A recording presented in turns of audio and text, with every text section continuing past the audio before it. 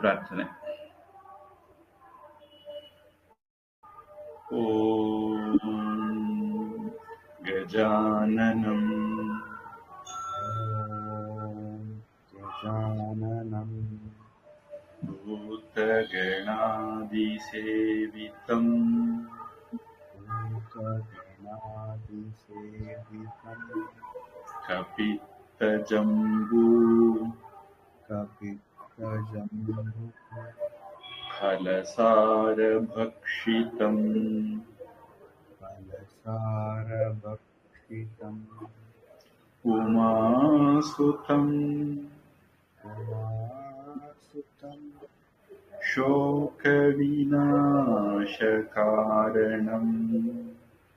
शोकविनाशकारणं ನಮಾಮಿ नमामि ವಿಘ್ನೇಶ್ವರ ಪಾದಪಂಕಜಂ विघ्नेश्वरपादपङ्कजं ಸರಸ್ವತಿ ನಮಸ್ತುಭ್ಯಂ सरस्वती नमस्तुभ्यं ವರದೆ ಕಾಮರೂಪಿಣಿ वरदे कामरूपिणी ವಿದ್ಯಾರಂಭಂ ಕರಿಷ್ಯಾಮಿ विद्यारम्भं करिष्यामि ಸಿದ್ಧಿರ್ಭವತು ಮೇ ಸದಾ सिद्धिर्भवतु मे सदा ಗುರುರ್ಬ್ರಹ್ಮಾ ಗುರುರ್ವಿಷ್ಣುಃ गुरुर्ब्रह्मा गुरुर्विष्णुः ಗುರುರ್ದೇವೋ ಮಹೇಶ್ವರಃ गुरुर्देवो महेश्वरः ಗುರುಃ ಸಾಕ್ಷಾತ್ ಪರಂ ಬ್ರಹ್ಮ गुरुः साक्षात् परब्रह्म ತಸ್ಮೈ ಶ್ರೀ ಗುರವೇ ನಮಃ. तस्मै श्रीगुरवे नमः ಓಂ ನಮಃ ಶುಕ್ರಬೃಹಸ್ಪತಿಭ್ಯಾಂ ॐ नमः शुक्रबृहस्पतिभ्यां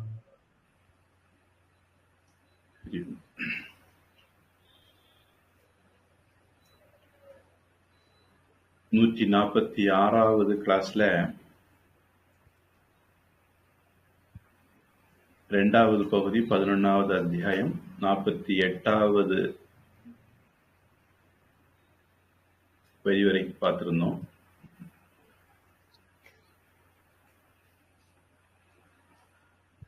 ரத்னம், வைரம் இப்படிலாம் பார்த்து இப்போ சந்தனம் பார்த்துட்டு இருக்கிறோம்.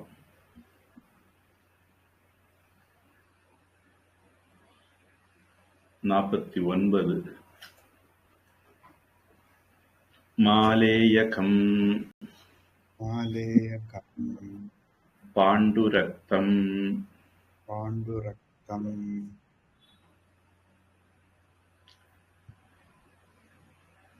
மாலேயகம் மலையாள நாடாவும் இருக்கலாம், மலேசியா நாடாவும் இருக்கலாம். மலையாள நாடா இருக்கிறதுக்கான வாய்ப்பு அதிகம். பாண்டு அப்படின்னா பல அர்த்தம் உண்டு.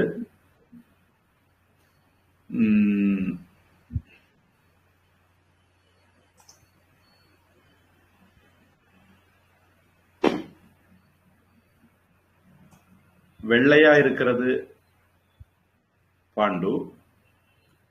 அதுல இருந்து குஷ்ட நோய் சொல்லுவாங்க. அதுல வெண்குஷ்டம் அப்படின்னு ஒரு வகை உண்டு.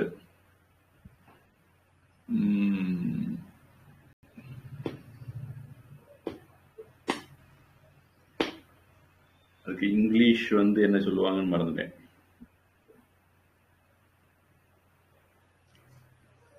ஒரு தோல் சம்பந்தமான நோய் அது.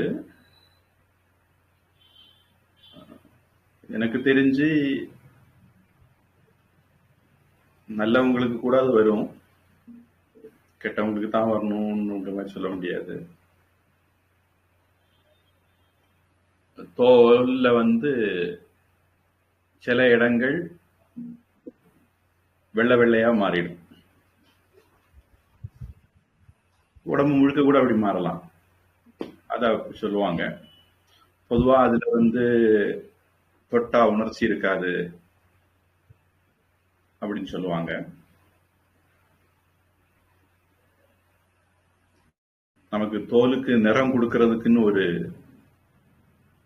இது உண்டு. ஏதோ நின்னு வரும், மெலனின் இந்த மாதிரி ஏதோ ஒரு பேர் வரும். அதுதான் நம்முடைய தோலுடைய நிறத்தை தீர்மானிக்கிறது, வெள்ளையா கருப்பா சிவப்பா அப்படின்னு. அதுல ஏற்படக்கூடிய ஏதோ ஒரு குறைபாடு அந்த நோயை உருவாக்குது. லெப்ரசின்னு இங்கிலீஷ் சொல்லுவாங்கன்னு நினைக்கிறேன்.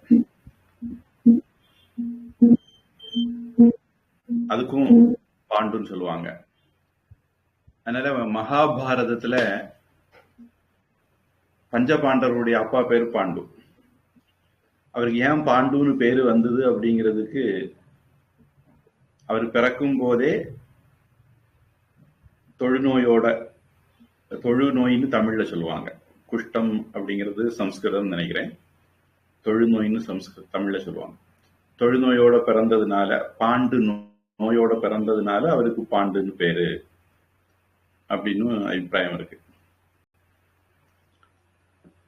அப்போ மூத்த பிள்ளை குருடு திருதராஷ்டிரன், ரெண்டாவது பிள்ளை இப்படி பாண்டு நோயோட பிறந்தது. அதனால மூணாவது ஒரு பிள்ளைய ட்ரை பண்ணலாம் அப்படின்னு ட்ரை பண்ணாங்கன்னு அதுலதான் விதுரர் பிறந்தது அப்படின்னு அந்த கதை போகும், மகாபாரத கதை போகும்.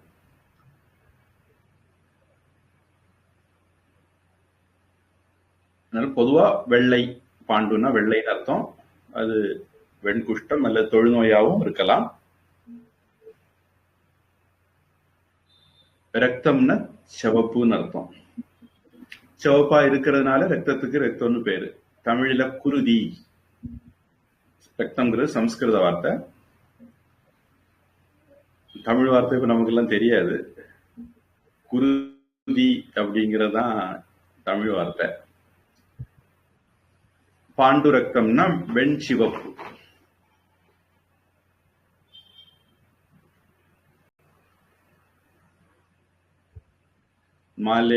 மலையாள நாட்டில் இருந்து வரக்கூடிய சந்தனம் வெண் சிவப்பா இருக்கும். மாலேயக்காய் இஸ் ரெட்டிஷ் ஒயிட். தமிழ் என்ன சொல்லுது? மாலேயத்தில் சந்தனம் வெண்ணிறமும் சிவப்பு கலந்த நிறத்தில் இருக்கும். தாமரை மலர் வாசனையோடு இருக்கும். அது வந்து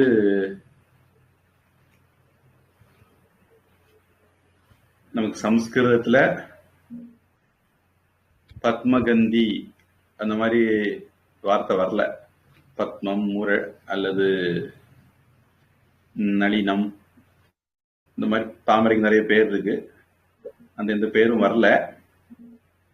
இது உரையாசிரியர்கள் சேர்த்துக்கிறது நினைக்கிறேன். பொதுவா நாம பயன்படுத்துற சந்தனம் இதுதான் நான் நினைக்கிறேன். நம்ம வீடுகள்ல, கோவில்ல, பூஜையில பயன்படுத்துற சந்தனம் இதுதான் அப்படின்னு நான் நினைக்கிறேன். அடுத்தது 50. கூச்சந்தனம் சந்தனம் ரூக்ஷம் ரூக்ஷம்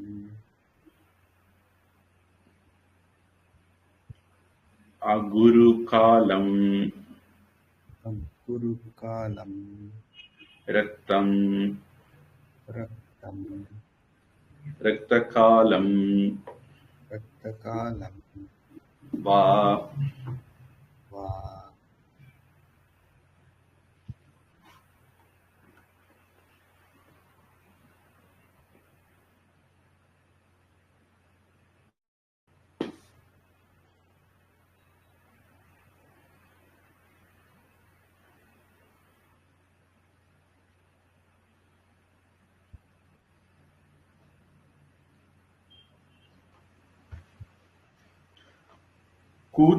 கூ அப்படிங்கிறது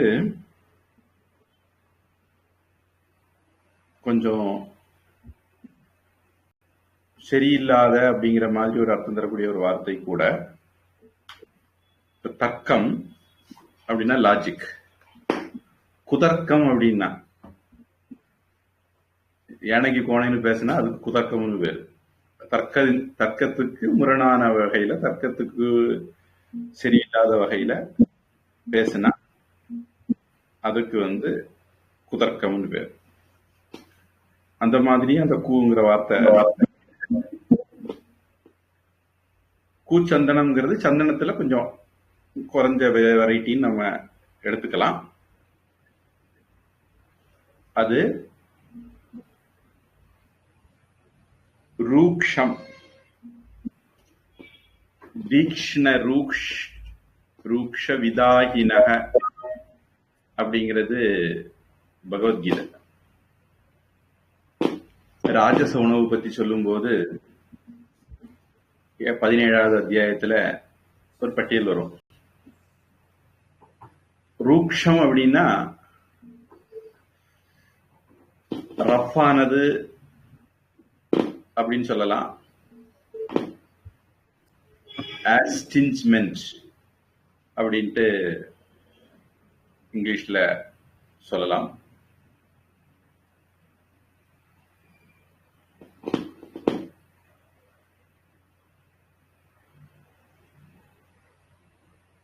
இதுக்கு முன்னாடி நம்ம பார்த்தோம்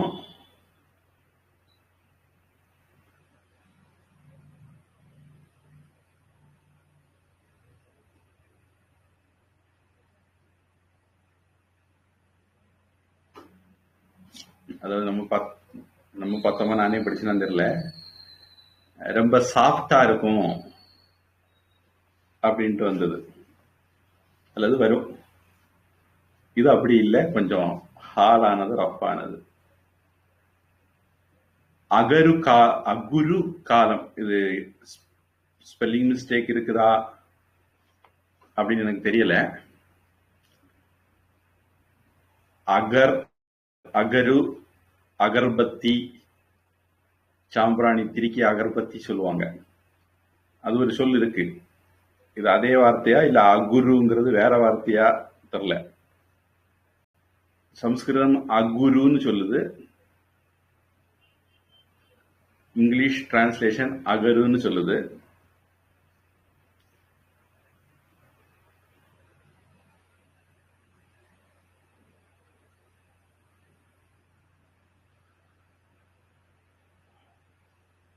அகரு மாதிரி கருப்பா, சாம்பிராணி கருப்பா தான் இருக்கும்.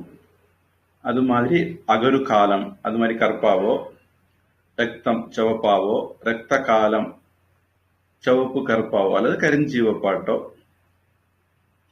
இப்படி எல்லாம் இருக்கலாம். அத கூச்சந்தனம் அப்படின்னு சொல்றோம்.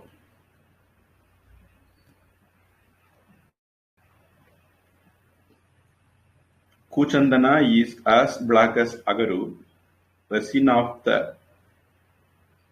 olive. ஆலிவ் ஓரான்னு கத்தாழைய சொல்லுவாங்க. Or red, or dark red and very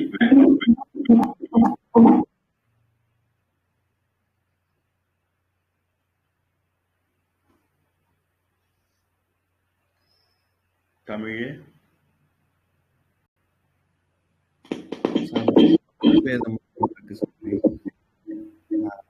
கூச்சந்தனம், அதுக்கப்புறம் ருக்ஷம் இல்ல, அதுக்கப்புறம் காலவர்ணம், மூத்திரகந்தி, கால பர்வந்தகம், அதுக்கப்புறம் ருக்ஷம்.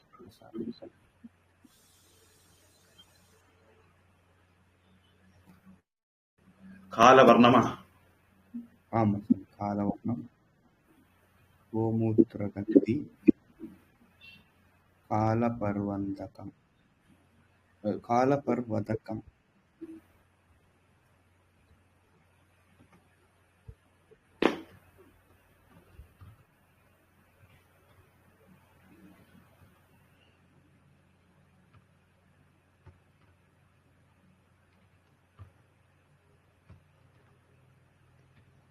காலவர்ணகம்.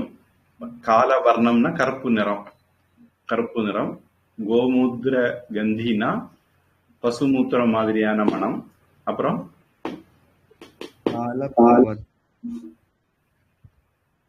கால பர்வதத்துல அதனுடைய பிறப்பா இருக்கலாம்.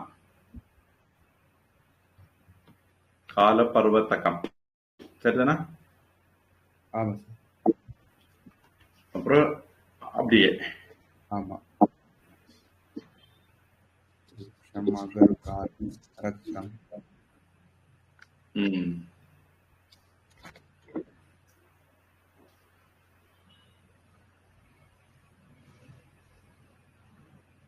தமிழ் என்ன சொல்லுது?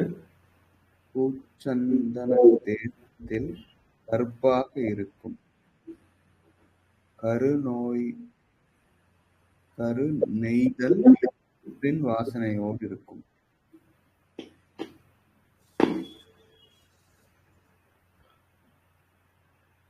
அடுத்ததும் இருக்கு சாமி. கால பர்வதத்தில் சொரசொரப்பாக இருக்கும்.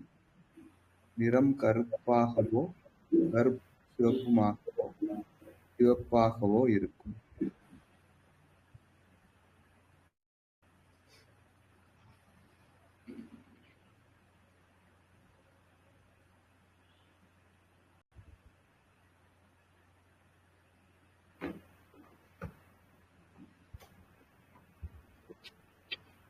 ம்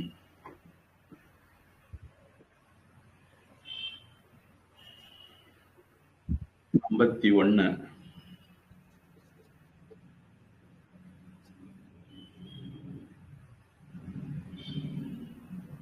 காலபர்வதகம் ரக்தகாலம்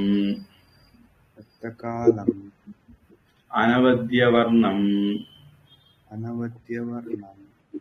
வா.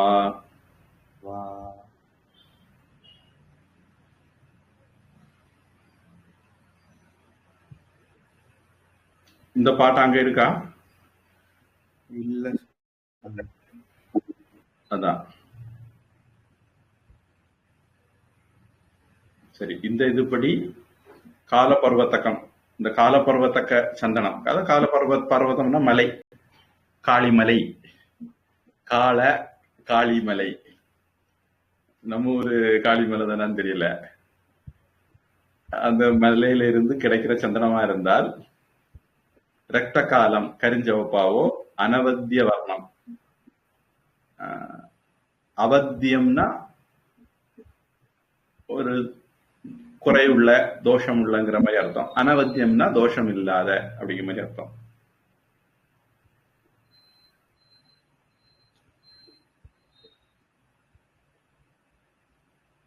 சூத்திரம்னா என்ன லட்சணம் அப்படின்னு சொல்லும்போது, அல்பாட்சரம் அசந்திக்தம்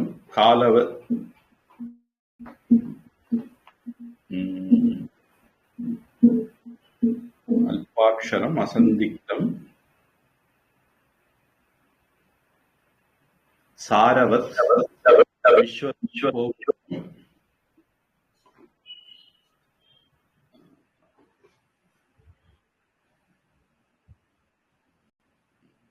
இன்னும் ஒரு இது வரும். அனவத்தியம் ச சூத்திரம் சூத்திரவிதோ விதுகு.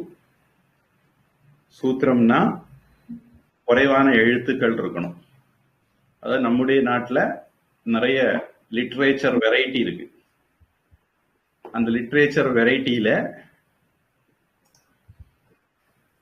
வேதங்கள் அப்படிங்கிறது ஒரு வெரைட்டி, புராணங்கள்ங்கிறது இன்னொரு வெரைட்டி, இதிகாசங்கள்ங்கிறது இன்னொரு வெரைட்டி. இந்த மாதிரி பேசிக் விஷயங்கள் கூட தெரியாத பூமுட்டைகள் தான் புராணம், இதிகாசம், வேதம் எல்லாத்தையும் ஆடி ஒரு கலைக்கு அடிச்சு பேசுவாங்க. அது மாதிரி உரைநடை இருக்கு, கவிதை இருக்கு. கவிதையில நிறைய வெரைட்டி இருக்கு. இப்போ வேதம், அதுக்கு பாஷ்யம், பாஷ்யத்துக்கு டீகா, டிப்பணி, இப்படின்னா அதுல நிறைய வெரைட்டி இருக்கு. காரிகா,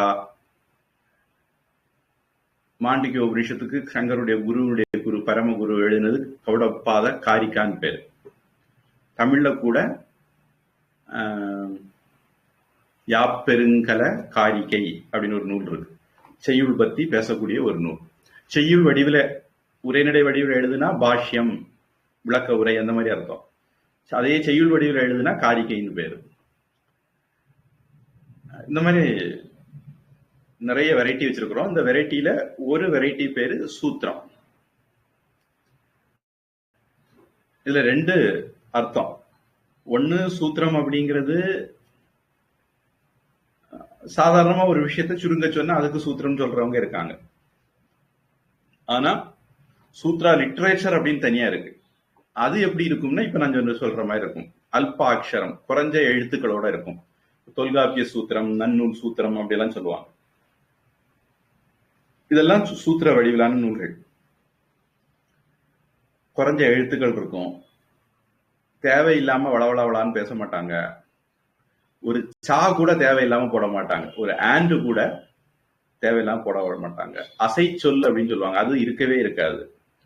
இப்ப பகவத்கீதை மாதிரி எல்லாம் வரும்னா அது ஒரு செய்யுள் வடிவம் இருக்கும். அந்த செய்யுள் வடிவம் சரியாகலைன்னா இவங்க தேவைக்கு கையில இருந்து வார்த்தையை போட்டுக்குவாங்க. கொஞ்சம் வார்த்தைகளை இலக்கணத்துக்கு தகாதபடிக்கு மாத்திக்குவாங்க. அப்பதான் அந்த செய்யுளுக்குள்ள கொண்டு வர முடியும். இந்த மாதிரி எல்லாம் பண்ணுவாங்க. இதெல்லாம் சூத்திரத்துல கிடையாது. என்ன சொல்ல வாரீங்களோ அதை சொன்னா போறோம். எந்த ஒப்பனையும் இல்லாம அப்படி பிளண்டா சொல்லணும். அதனால குறைவான எழுத்துக்கள், அல்பாட்சரம். இப்போ பிரம்மசூத்திரத்துல பாத்தீங்கன்னா முதல் சூத்திரம் அத்தாதோ பிரம்ம ஜிக்ஞாசா. இதுல வெறுப்பு ஒண்ணும் வரல. எது எது நீங்க யூகிக்க முடியுமோ அதெல்லாம் கட் பண்ணி விட்டுருவாங்க. இனி சில சமயங்கள்ல சில வார்த்தைகள் இங்க இருந்து வேற எங்க இல்லாம போகும். அதையும் அங்க விட்டுருவாங்க. நீங்க தான் ஒரு இங்குள்ள இதுக்கு கண்டினியூஷன் இருக்கு அப்படின்னு இங்குள்ள சேர்த்து புரிஞ்சுக்கணும். இப்ப அத்தாத்தோ பிரம்ம ஜிக்ஞாசானா கடவுள் வாழ்த்து கூட எழுதல, வார்த்தையை மிச்சம் பிடிக்கிறதுக்கு வேண்டி. அத்த அப்படிங்கிறது கடவுள் வாழ்த்தும் ஆச்சு. இனிமேல் அத்த, அடுத்த ரெண்டாவது அத்த, அடுத்தது அத்த, அத்தக, அதாவது பிறகு. பிரம்ம ஜிக்ஞாசா, பிரம்மனை பற்றிய ஆராய்ச்சி தொடங்குகிறது அப்படிங்கறத விட்டுட்டாங்க. நம்ம புரிஞ்சுக்கணும். இவன் முதல் அத இனின்னு சொன்னாங்க. எதுக்கு பிறகு? இனினா எது முடிச்ச பிறகு அப்படிங்கிற கேள்வி வரும். ரெண்டாவது அதக, அதுக்கு பிறகுன்னு சொல்லுவாங்க. எதுக்கு பிறகு அப்படின்னு அடுத்த கேள்வி வரும். இதுக்கெல்லாம் விட கண்டுபிடிக்க போனீங்கன்னா பக்கம் பக்கமா போகும். ரெண்டாவது ஜென்மாத் யஸ்ய யதஹ சாஸ்திரயோ நித்வாத் தத்து சமன்வயாத். இதை முதல் 4 சூத்திரம். இந்த 4 சூத்திரத்தையும் நாங்க 3 மாசமா படிச்சோம். டெய்லி 3 கிளாஸ், கிட்டத்தட்ட 100 கிளாஸுக்கு மேல. நாங்க மொத்தம் படிச்சது 4 சூத்திரம். ஒவ்வொரு சூத்திரத்திலையும் 3-4 வார்த்தை தான் உண்டு. ஒரு வார்த்தையை புரிகிறதுக்கு 1 நாள், 2 நாள், 3 நாள் ஆகும். இப்படி 100 நாள் படிக்கணும். பொதுவா உபனிஷத்து, கீதை இதெல்லாம் படிச்சு ஒரு பின்னணியோட தான் பிரம்மசூத்திரத்துக்குள்ள வர முடியும். ஏன்னா பிரம்மசூத்திரம் எதனால இதை சொல்லுது அப்படிங்கிறது அதை கரைச்சு குடிச்சிருந்தா, பைஹார்ட் பண்ணிருக்கணும். சும்மா படிச்சிருந்தா வராது, பைஹார்ட் பண்ணி தான் தெரியும். உதாரணத்துக்கு ஜென்மாத்யஸ்ய யதஹன் 2வது சூத்திரம் சொல்லுது.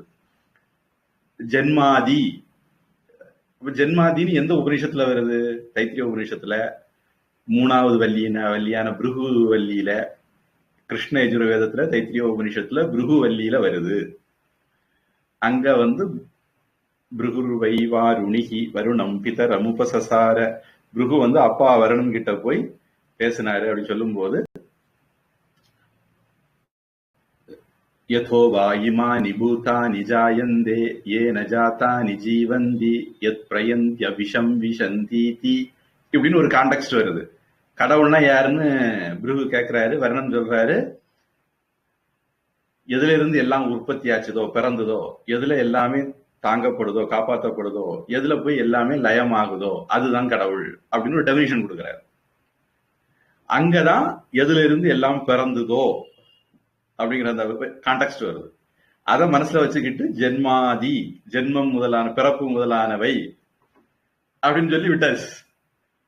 அப்ப இதை படிச்ச உடனே அங்க கரைச்சி குடிச்சு வச்சிருந்தா அந்த கான்டெக்ட்டுக்கு மைண்ட் போகும், என்ன சொல்ல வராங்க அப்படின்னு புரியும். அப்ப பிரம்மம்னா என்ன அப்படின்னா முதல் சூத்திரமே சொல்லுது, ஜென்மாதின்னு மட்டும் இது சொல்லுது. அப்ப மீதியெல்லாம் அங்க உபனிஷத்து நம்ம புரிஞ்சுக்கிடணும். எதுல இருந்து எல்லாம் பிறக்குதோ, எதுல எல்லாமே தாங்கப்படுதோ, எதுல எல்லாமே லயமாகுதோ அதுதான் பிரம்மன் அப்படிங்கிற அந்த கான்டெக்ட் உங்களுக்கு நமக்கு ஞாபகத்துக்கு கொண்டு வரணும். இப்படி எழுதுற ஒரு முறைதான் பிரம்மசூத்திரம். அதனால அல்பாட்சரம், குறைவான எழுத்துக்கள் இருக்கும். அசந்திக்தம், சரி எழுத்துக்கள் விலாவாரியா பேசினாலே சந்தேகம் வந்துடும். குறைவா வார்த்தைகளை உபயோகப்படுத்த சந்தேகம் கூடும். இல்ல சந்தேகத்துக்கு இடம் இல்லாமலும் இருக்கணும். அசந்திக்தம். சாரவத், சரி சும்மா காக்கா கீக்கி கூக்குன்னு சொன்னாங்க, அர்த்தம் இல்லாம பேசுனாங்களா? இல்ல இல்ல, ரொம்ப பொருளோட இருக்கணும். சாரவத். விஸ்வதோமுகம், ஒரு வார்த்தையில பல அர்த்தங்கள் இருக்கணும். காளமேக புலவர் அப்படின்னு ஒருத்தர் தமிழ்நாட்டில் உண்டு. அவர் ஒரு பாட்டு பாடுவார், அதுல 2 அர்த்தம் எடுத்துக்கலாம்.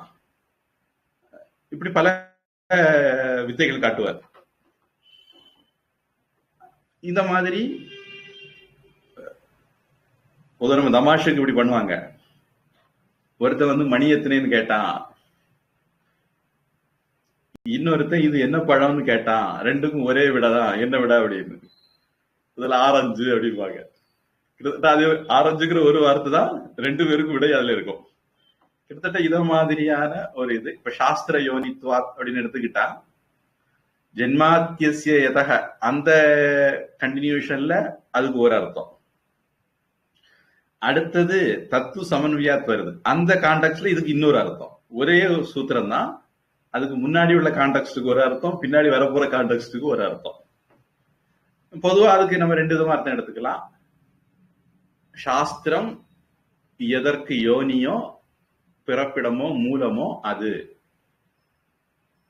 ஒரு அர்த்தம். அல்லது சாஸ்திரத்திற்கு எது மூலமோ பிறப்பிடமோ அது.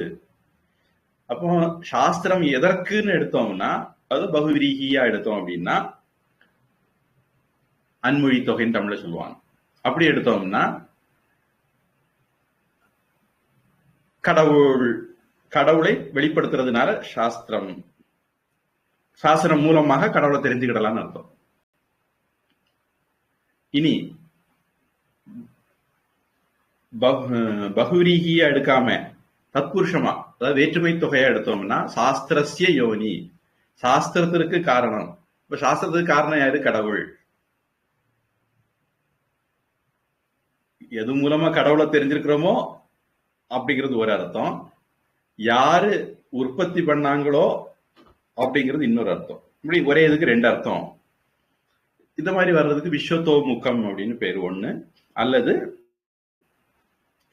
முதல்ல என்ன சொல்றோமோ அங்க கடைசி சொல்ற வரைக்கும் இடையில எங்கேயுமே முரண்பாடு வரக்கூடாது. நம்ம முன்னாடி இங்க இப்படியாகும் சொல்லியிருக்கோம், அதனால இங்க மாத்தி பேசக்கூடாது. அந்த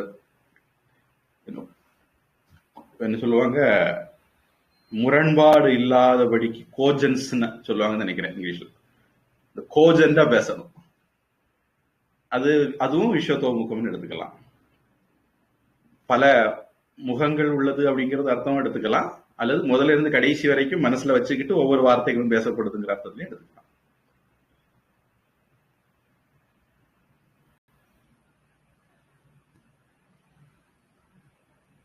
இனி இன்னும் ஒரு இது உண்டு. அதுக்கு அடுத்தது அனவத்தியம், குற்றம் இல்லாததா இருக்கணும். லாஜிக்கலாகவோ கருத்து ரீதியாகவோ அது குறை இருக்கக்கூடாது. இப்படியெல்லாம் இருந்தால் அதுக்கு சூத்திரம்னு பேரு. அங்கதான் இந்த அனவத்தியம் அப்படிங்கிற வார்த்தை வருது. அனவத்தியம்னா குற்றம் இல்லாதது அப்படின்னு அர்த்தம். அதுக்காக வேண்டி சொன்னேன். அதுக்கு இந்த கான்டெக்ட்ல அதுக்கெல்லாம் சம்பந்தம் இல்லை. நம்முடைய ட்ரெடிஷன் பத்தி அதுல சில விஷயங்கள் இருக்கிறதுனால அதை சொன்னேன். காலபர்வதத்தில் கிடைக்கக்கூடிய ரத்தம் சிவப்பாகவோ குற்றமில்லாத நிறத்திலேயோ இருக்கும் அப்படிங்கிறது இங்க கான்டெக்ஸ்ட். ஆங்கிலம் காலபர்வதக இஸ் ஆஃப் பிளசன்ட் அப்பியரன்ஸ். இதுல நிறத்தை போட்ட விட்டாங்க ஆங்கில மொழிபெயர்ப்புல. ஏதோ ஒரு குழப்பம் எல்லாருக்கும் இருக்குன்னு நினைக்கிறேன். தமிழ் அங்க இல்லவே இல்லை, அப்படிதானே?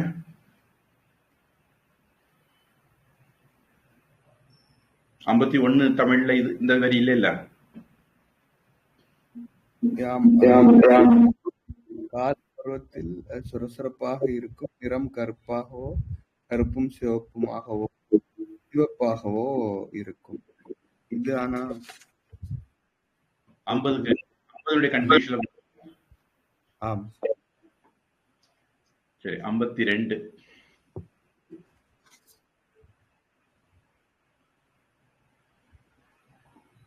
கோஷாகார பர்வதகம். கோஷாகார பர்வதகம். காலம் காலம். காலச்சித்ரம் வா. காலச்சித்ரம் வா. கோஷ ஆகார பர்வதகம். பொதுவா கோஷம் அப்படின்னு 2 அர்த்தம் இருக்கலாம். ஒண்ணு உரை, பஞ்சகோஷம் அப்படின்னு எல்லாம் சொல்லுவாங்க. முக்கியமா தைத்திரிய உபநிஷத்து அதுக்கு ரொம்ப பிரபலம். அங்கதான் அந்த பஞ்சகோஷம் சம்பந்தமா பேசப்படுது.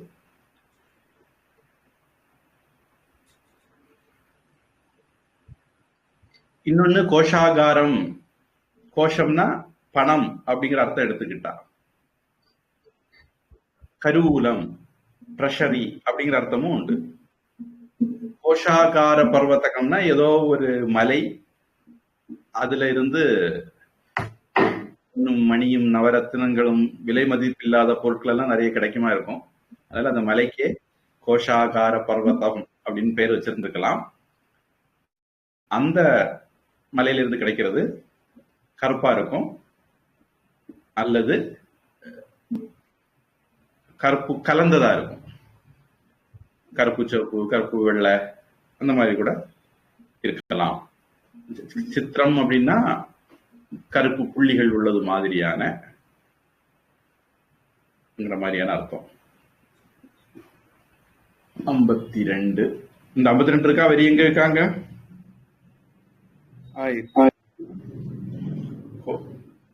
கோஷாகார பர்வதகா,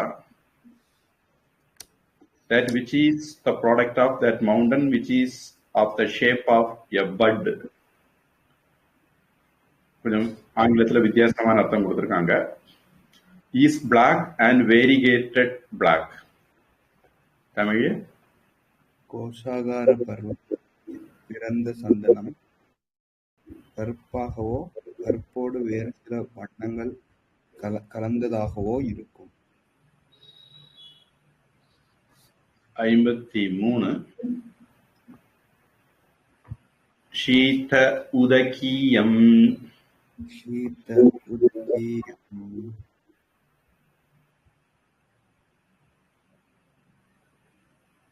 பத்மாபம். பத்மாபம். காலஸ்னிக்தம். காலஸ்னிக்தம். வா. வா.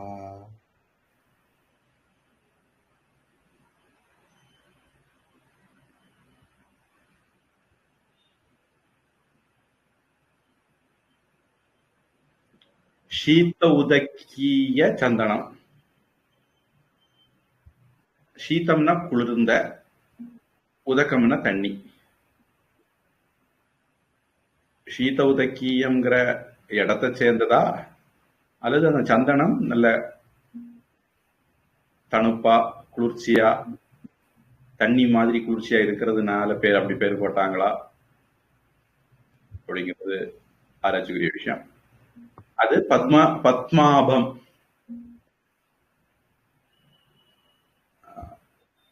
பா அப்படிங்கிறது, ஆபா அப்படிங்கிறது ஒளின்னு எடுத்துக்கிட்டா தாமரை போன்ற ஒளி உடையது அல்லது நிறமுடையது அப்படின்னு எடுக்கிறதுக்கான இடம் இருக்கு. கால ஸ்னிக்தம், கருப்பு, கமா ஸ்னிக்தம் அப்படின்னா ரூக்ஷம், நம்ம ஏற்கனவே படிச்ச எதிர்பதம். சாஃப்ட், வழுவழுப்பானது, மென்மையானது, அந்த மாதிரி வரும். நம்ம ஸ்னிக்தம்ங்கிற வார்த்தை இதுக்கு முன்னாடி நாமளே படிச்சிருக்கோம்னு நினைக்கிறேன். எனக்கு கொஞ்சம் நம்ம ஏற்கனவே பத்தி சொன்ன மாதிரி ஞாபகம் வருது, சொல்லாத மாதிரி ஞாபகம் வருது. எப்படியானாலும் இது இந்த மாதிரியானது. ஆங்கிலம் ஷீத்தோதக்கியா, soft, smell a lotus flower. தாமரை பூ மாதிரி அப்படின்னு போட்டாங்க. மணக்குதுன்னு மனம்னு எடுத்துட்டு இருக்காங்க.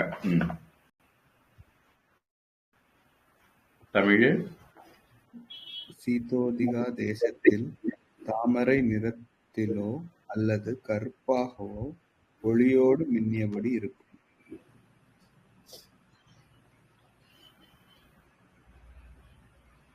தாமரை திருப்பி படிங்க.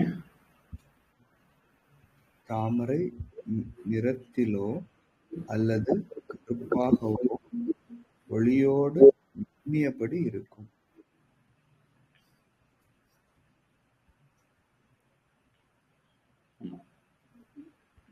தாமரை நிறம் எடுக்கிறது தான் வாய்ப்பு அதிகம், மனம் எடுக்கிறதுக்கான வாய்ப்பு கம்மி தான்.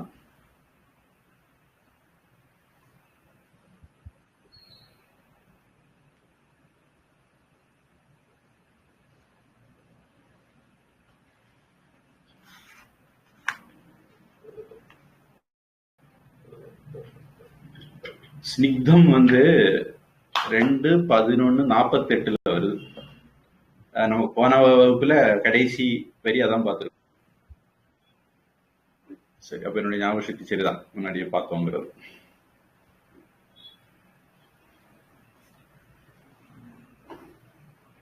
ஐம்பத்தி 4 நாகபர்வதகம்.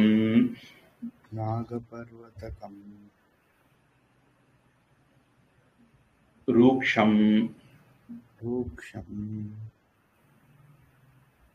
शैवलवर्णं वा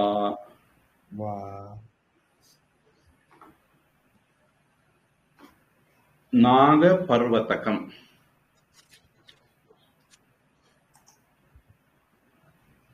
நாகபர்வதத்துல இருந்து பர்வதகம்னு வந்ததுன்னா அதெல்லாம் அந்த மலையா இருக்கலாம். நாகமலையில இருந்து கிடைக்கிறது. காளிமலை, அடுத்தது நாகமலை. ரூக்ஷம் ரஃபா இருக்குன்னு எடுத்துக்கலாம், அல்லது ஸ்ட்ராங்கா இருக்கும் அப்படின்னு எடுத்துக்கலாம், ஹார்டா இருக்குன்னு எடுத்துக்கலாம். சைவல வர்ணம் அது ஏதோ ஒரு வர்ணம்.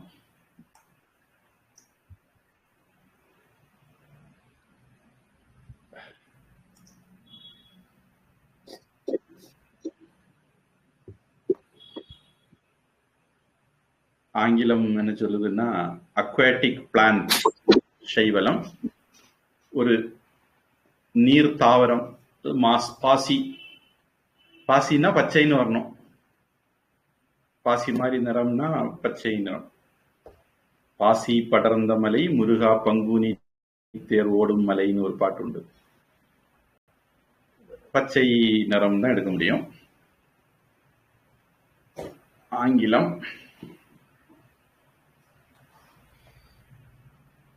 Nagaparvataka, that which is the product of Naga mountain.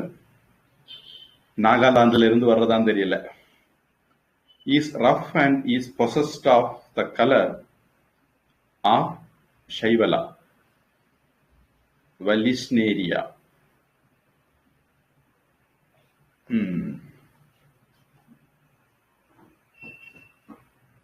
தமிழே நாகபர்வதம் இளம் கருப்பாக இருக்கும்.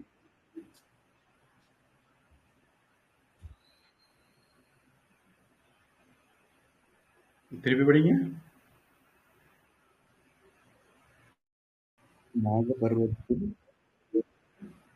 நாகபர்வதத்தில் சொரசொரப்பாக இளம் கருப்பாக இருக்கும்.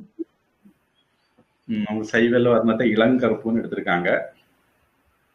ரூக்ஷத்தை சொரசொரப்புன்னு எடுத்திருக்காங்க.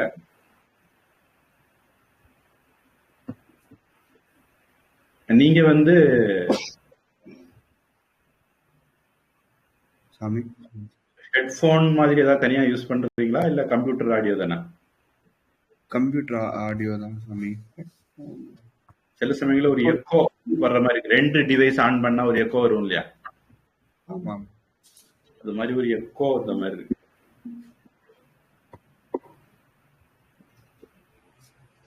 ஹெட்போன் போட்டுருக்கேன். இல்ல நீங்க பேசுறது நல்ல தெளிவா தான் இருக்கு. ஆனா ஒரு எக்கோ ஆகுது, எதனாலும் தெரியல. சில சமயங்கள் அப்படி ஆகுது, வழக்கமா வர்றது இல்லை, எப்பவாவது அப்படி வருது. இப்போ சாமி இப்போ பரவாயில்லையா? இப்ப ஆடியோ கொஞ்சம் சத்து நல்லா இருக்கு. முதல்ல என்ன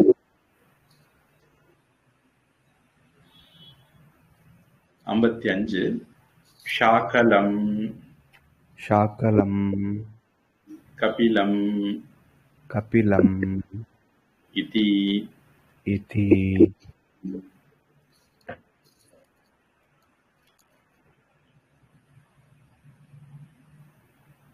ஷாக்கலம்ங்கிறது ஒரு நாடா இருக்கலாம். அங்கிருந்து கிடைக்கிறது கபில நிறம். கபிலம் அப்படின்னா கபில மகரிஷின்னு ஒரு மகரிஷி உண்டு. கபிலம்ங்கிறது ஒரு நிறம். கபில பசு சில பூஜைகளுக்கெல்லாம் கபில பசு தான் வேணும் அப்படிம்பாங்க. அதாவது இன்னென்ன பூஜைக்கு இன்னென்ன மாதிரி அங்க லட்சணம் உள்ள மிருகங்கள் வேணும்னு கணக்கு இருக்கும். பொதுவா கோழியா இருக்கிறவங்க கருத்த கோழி தான் இருப்பாங்கன்னு நினைக்கிறேன்.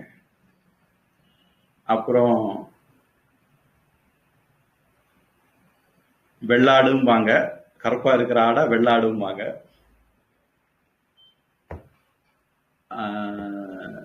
காராம்பசுன்னு சொல்லுவாங்க. கருப்பா இருக்கிற பசுவுக்கு காராம்பசுன்னு பேரு.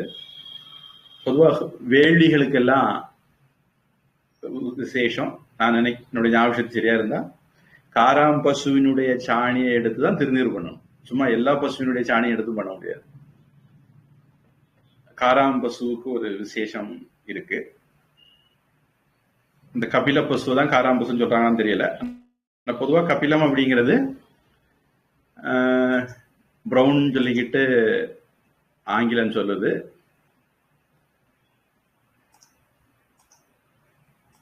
ஒரு மஞ்சள் நிறம் அப்படின்னு சில இடத்துல பார்க்கிறோம். சில இடத்துல பழுப்பு கலந்த நிறம் அப்படின்னு பார்க்கிறோம். அதனால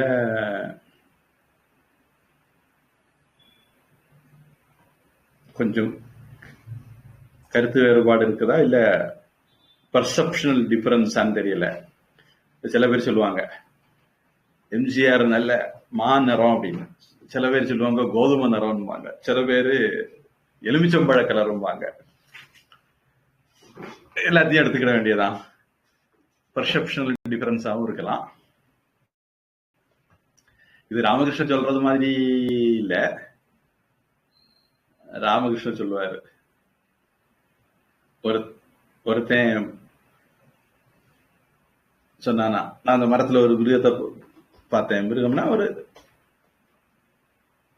ஊர்வனை. அது பச்சை கலர்ல இருந்தது அப்படின்னு. இன்னொருத்தன் சொன்ன, நான் பார்த்தேன் அது சிவப்பா இருந்ததுன்னு. இன்னொருத்தன இல்ல இல்ல நான் பார்த்து அது மஞ்சளா தான் இருந்தது அப்படின்னு. எல்லாரும் சொன்னது உண்மைதான். அது பச்சோந்தி. ஒவ்வொருத்தன் பார்க்கும்போது அது ஒவ்வொரு கலர்ல இருந்தது. அந்த மாதிரி வித்தியாசம் கிடையாது. இது ஒரு பெர்செப்ஷனல் வித்தியாசம் நினைக்கிறேன். ஷாக்கலம் கபிலமிதி அண்ட் ஷாக்கலா இஸ் பிரவுன். ஆங்கிலம். தமிழ்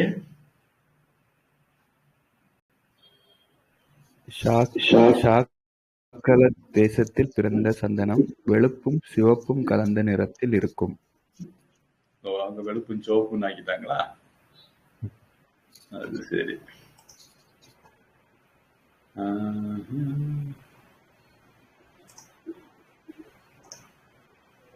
கபிலம்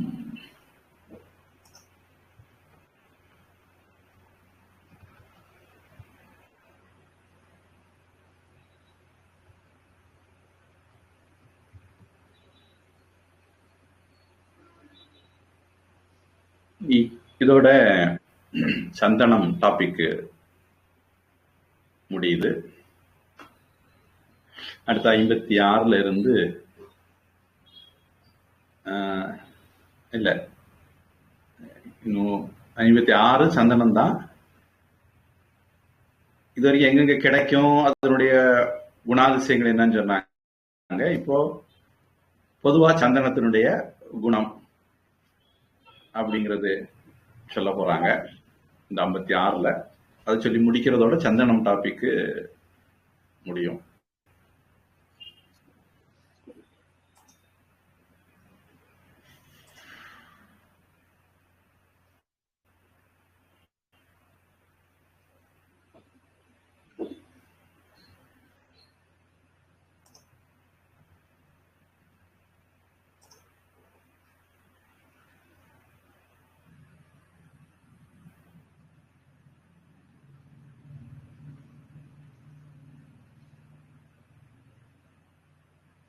கபிலா அப்படிங்கிறது கபிலர் அப்படின்னு எடுத்துக்கிட்டா,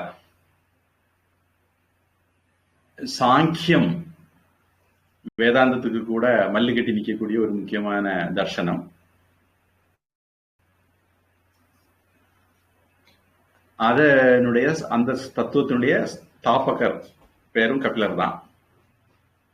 பாகவதத்துல விஷ்ணுடைய அவதாரமா தேவகூதிக்கு பிறந்தவர் கர்தம மகரிஷிக்கும் தேவகூதிக்கும் பிறந்த பிள்ளைக்கும் கபிலர்னு பேரு. பாகவதத்துல அப்படி ஒரு ஆளை பற்றி வருது. அவர் தான் சாங்கியத்தை எழுதினார்னு சொல்றவங்களும் உண்டு. கபிலர்னு ஒரு மகரிஷியும் இருக்காரு. ஆங்கிலத்துல அதை டானி கலருங்கிற மாதிரி போட்டிருக்காங்க.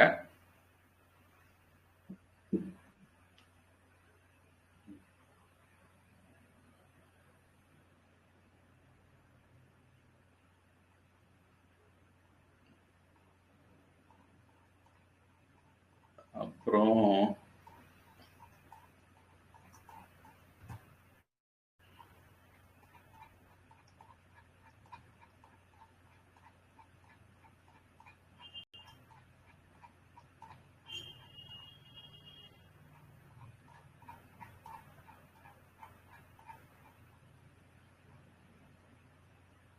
சூரியனுக்கும் இப்படி ஒரு பேர் இருக்குன்னு தெரியுது.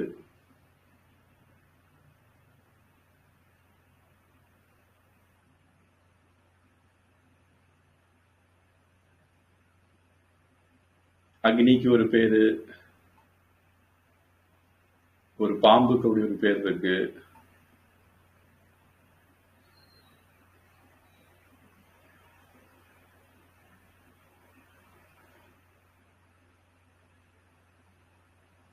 விஸ்வாமித்திரருக்கு ஒரு பையன் இருந்திருக்காரு. ஷாலிஹோத்திரனுடைய அப்பாவான ஒரு முனிவர் உப்பரி சரவசு, மகாபாரதத்தில் வரக்கூடியவர்.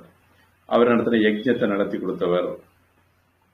சிவபெருமானுக்கு ஒரு பேர் இருக்கு, விஷ்ணுவுக்கு பேர் இருக்கு. விஷ்ணுவுக்கு அவர் கபிலர் விஷ்ணு அவதாரம் நினைக்கிறதுனால அந்த மாதிரி.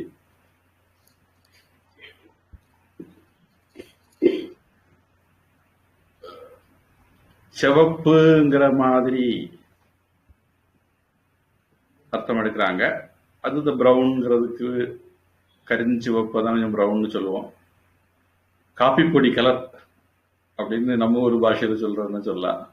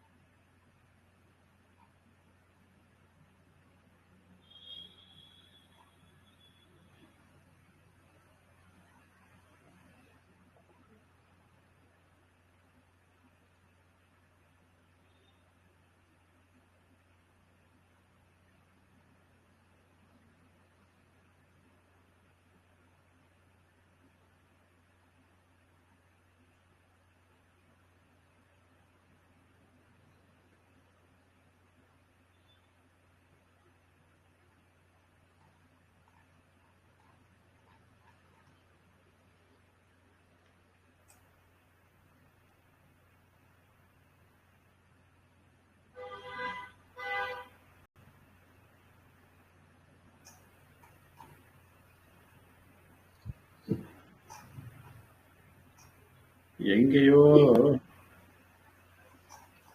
அதை பத்தி கொஞ்சம் கொடுத்துருந்தாங்க.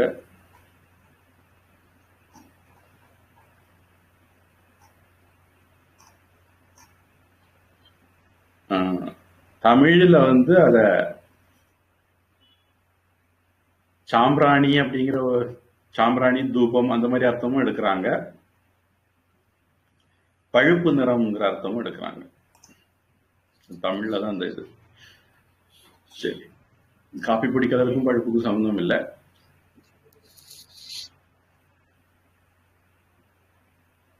பழுப்பு நிறம்ங்கிற தமிழ்ல பொதுவா மஞ்சள், வளர்ன மஞ்சள் நிறத்தை தான் பழுப்புன்னு சொல்லுவாங்க.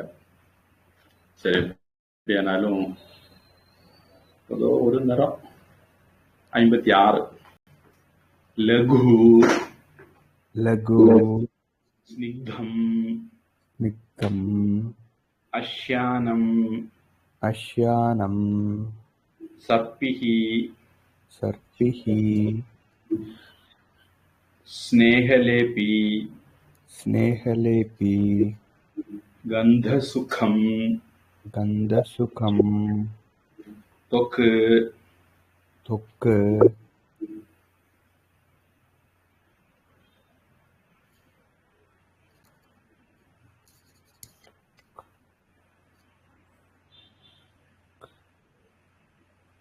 அதை எப்படி பிரிக்கிறது அப்படின்ட்டு யோசிக்கணும். அனுசாரிய நுல்பணம் அனுசாரிய நுல்பணம்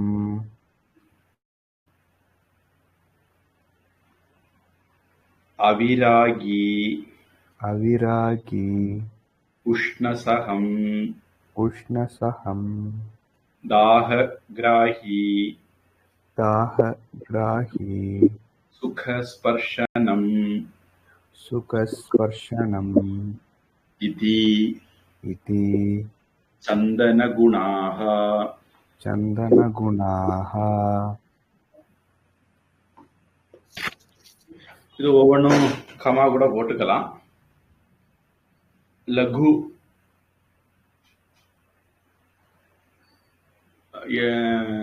எளிதாக இருக்கும், அதாவது கனம் இல்லாம லேசா இருக்கும் லகு. ஸ்னிக்தம் நல்ல சாஃப்டா வழுவழுப்பா இருக்கும்.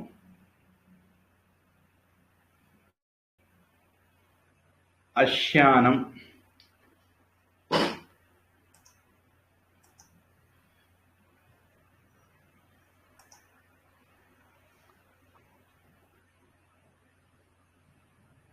என்னன்னு பார்க்கணும். சர்பிஹி சர்பிஸ் அப்படிங்கிறது நெய்யை குறிக்கிற ஒரு வார்த்தைன்னு நினைக்கிறேன். நெய் மாதிரி வழுவழுப்பானங்கிற அர்த்தத்துல இருக்கலாம். ஸ்நேக லேபி, ஸ்நேகம்னா எண்ணெய், அதாவது பற்றுதல் ஒட்டுதல் அந்த மாதிரி அர்த்தம், ஒட்டக்கூடிய தன்மை. சர்ப்பிலே ஸ்நேக லேபி அப்படின்னா நெய்ய மாதிரி ஒற்ற தன்மை உள்ளது அப்படின்னு எடுத்துக்கலாம். லேப்பினா மூடி இருக்கிறது, தடவி இருக்கிறது, ஆயின்மெண்ட் அந்த மாதிரியான அர்த்தம் அது. கந்த சுகம், நல்ல சுகமான மனம் உள்ளது. தொகு அனுசாரிய நுல்பணம், அந்த இடம் கொஞ்சம் என்னன்னு பார்க்கணும்.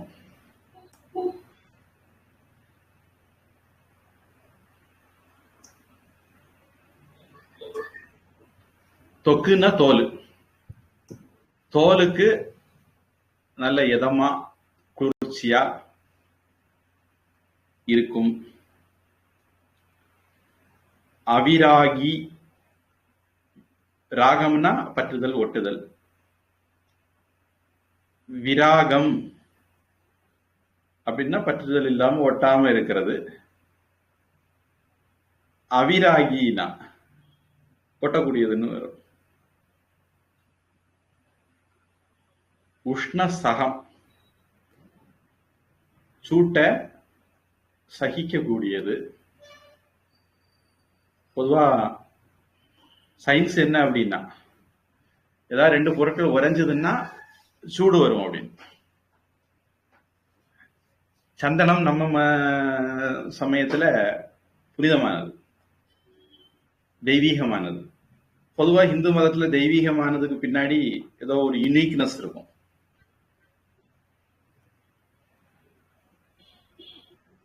இப்ப பசுஞ்சாணம் இருக்கு, சாம்பல், எத்தனை வருஷம் ஆனாலும் அது அப்படியே இருக்கும், கெட்டு போறது இல்லை. சந்தனம் நியாயமா உரசுனா சூடு வரணும், இது உரசுனா குளிர் வரும், குளிர் வந்து சந்தனம் கிடைக்கும். அதனால உஷ்ண சகம், தாக கிராகி. பழைய காலத்துல இப்படி ஒரு பழக்கம் இருந்திருக்கு. அது பழைய காலத்துல நாம எல்லாம் ரொம்ப செல்வ செழிப்போட இருந்திருக்கோம். அதனால சந்தனத்தை அரைச்சி உடம்பெல்லாம் பூசுவாங்களாம். பழைய காலத்து சென்ட் அதுதான். ரெண்டு பர்பஸ், ஒன்னு உடம்பு கூல் ஆகிறது, இன்னொன்னு உடம்பு மணக்கிறது. ரெண்டுமே அதுல. அது தமிழ் இலக்கியங்கள்ல கூட அதை பத்தி எல்லாம் குறிப்பு வருது.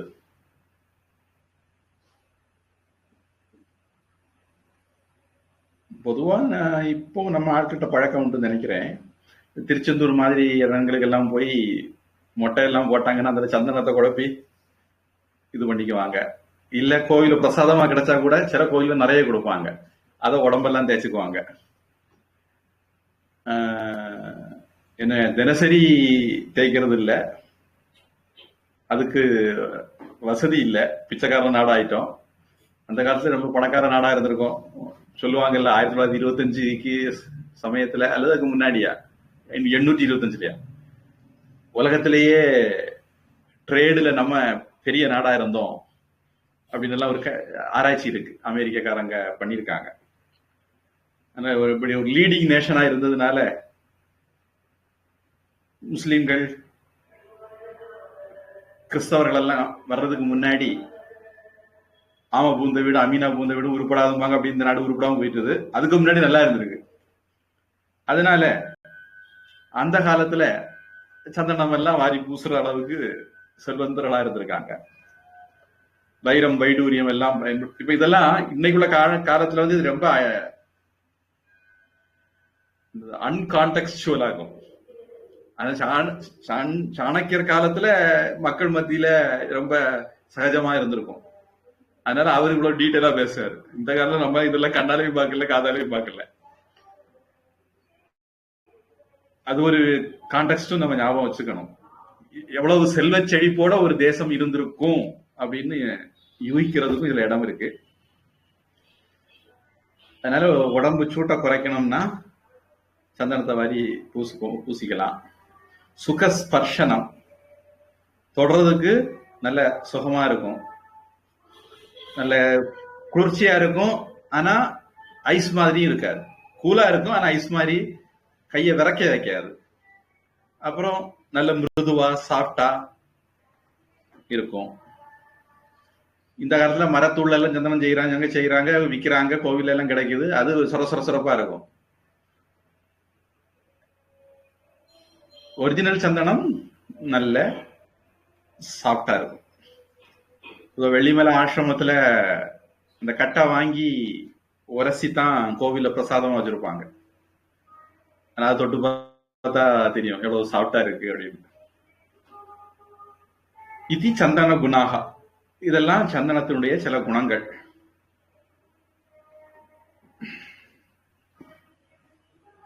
ஆங்கிலம் லைட், சாஃப்ட், மாய்ஸ்ட், அஷ்யானாங்கிறத ஈரப்பதம் உள்ளன்னு சொல்லியிருக்காங்க, not try. as greasy as ghee, sarpihi, snehalepi, of pleasant smell, சுககந்தம் அப்படிங்கிறத கந்த சுகம்னு எழுதியிருக்காங்க. இடமாறி வார்த்தைகள் வந்திருக்கு.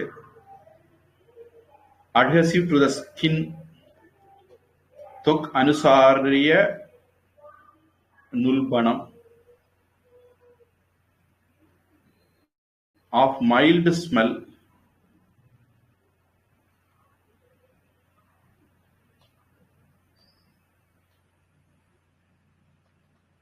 அது அவிராகிங்கிறத அப்படி பண்றாங்களான்னு அர்த்தம் எடுக்கிறாங்களான்னு தெரியல. retentive of color and smell, நிறத்தையும் மனத்தையும் தக்க வைக்கிறது. உஷ்ணசகம்,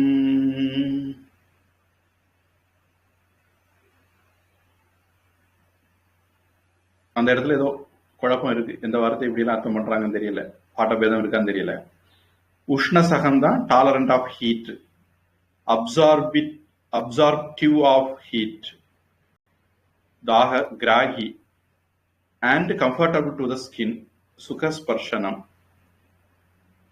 These are the characteristics of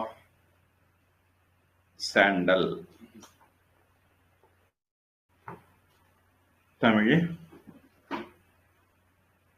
லேசாக இருத்தல், மென்மையாக இருத்தல், வெகு நேரத்துக்கு காய்ந்து போகாமல் இருத்தல், பிசுக்காக இருந்து உடலில் பற்றிக் கொள்ளல், இனிய நறுமணத்தோடு இருத்தல், நன்கு தோலோடு ஒட்டிக்கொள்ளல், மேலுக்கு தெரியாமல் இருத்தல், வியர்வையிலும் மாற்றமடையாதிருத்தல், உடலுக்குள் சூட்டை குறைத்தல்,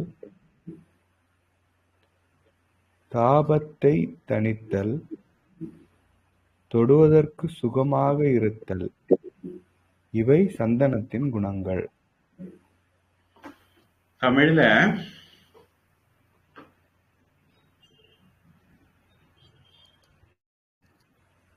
அவிராகிங்கிறத பொதுவா செண்டெல்லாம் அடிச்சா வேர்த்தா அதோட சேர்ந்து ஒரு கொலை நாத்தம் வந்துடும். இது அப்படி எதுவும் ஆகாது அப்படிங்கிற மாதிரி எடுத்திருக்காங்க. உஷ்ணசகம்ங்கிறத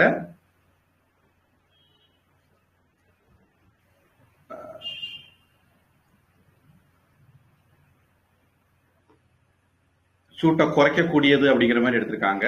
தாக கிராகிங்கிறத, தாகம் அப்படிங்கிறத தமிழ்ல சொல்ற தண்ணி தாகம் அந்த அர்த்தத்திலே எடுத்து தாகத்தை குறைக்கிறது அப்படிங்கிற மாதிரி எடுத்திருக்காங்க. அந்த இடம் மறுபடி படிங்க. இந்த தோலோடு ஒட்டி கொள்ளல் அந்த இடத்துல இருந்து பிடிக்கலாம்.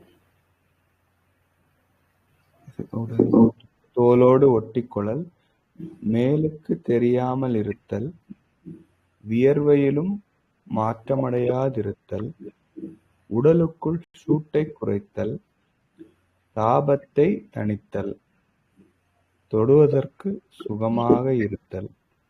இவை சந்தனத்தின் குணங்கள். உஷ்ணசகம்ங்கிறத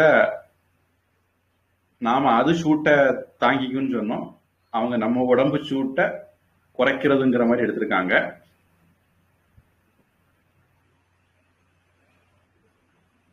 கொஞ்சம் அப்படியே அர்த்தம் எடுக்கிறதுக்கு கொஞ்சம் சில சிரமங்கள் இருக்குது. ஆனா அவங்க அப்படி எடுத்திருக்காங்க. சரி, ஏதாவது கேள்வி இருக்கா? இல்ல சாமி, கேள்வி எதுவும் இல்லை சாமி. அடுத்தது அகரு பத்தி டாபிக் ஆரம்பிக்குது. நம்ம அடுத்த வகுப்புல தொடங்குவோம்.